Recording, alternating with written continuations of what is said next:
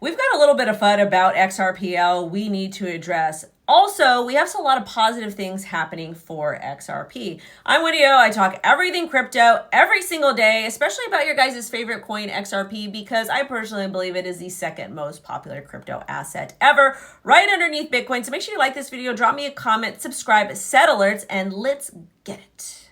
Well, give you more. Ripple's Schwartz defends low XRPL volume, says banks settle off-chain. So basically what happened with this particular story is a bunch of people came out and say, hey, there's not a lot of volume on XRPL, and you guys are supposedly have all these bank partnerships. What's happening? So of course, Mr. David came out and had to clap back.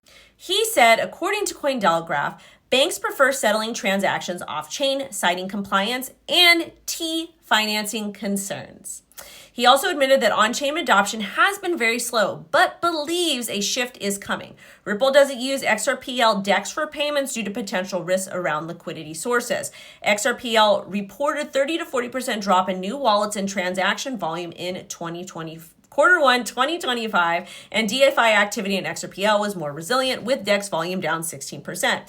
81.8 million in TVL reported on XRPL DeFi platforms, and of course, critics are like, what's going on?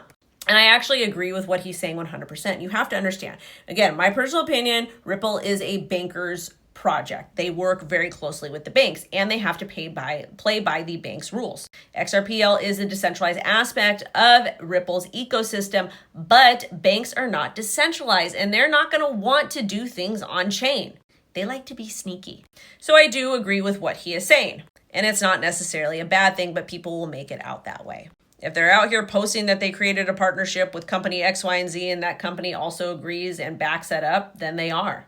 And let me give you guys an update on the Ripple versus SEC lawsuit, because we should be getting an update on that in about August 15th. So the SEC still needs to withdraw their appeal in the Ripple versus SEC, or SEC versus Ripple case, and they haven't done that yet. There's no deadline to withdraw it, but they do need to report to the appeal court by August 15, 2025. They can technically ask for more time, but we'll get an update very soon. Either way, this is not really impacting the market because everything's just kind of chilling right now.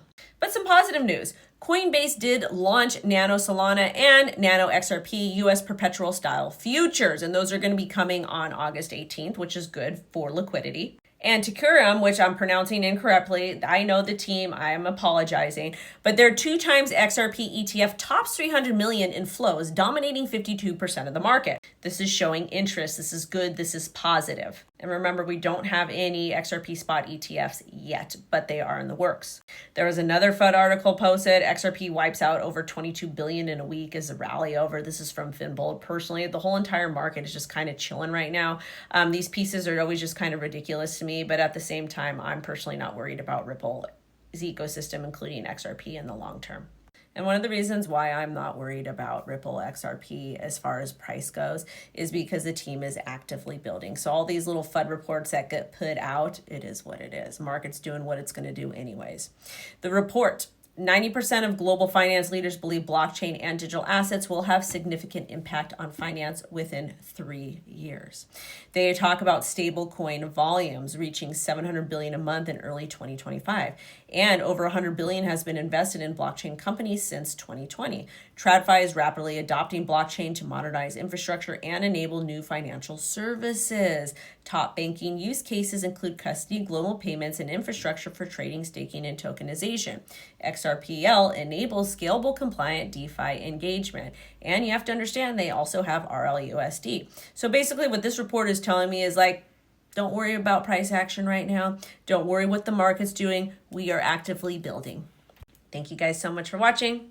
Bye-bye.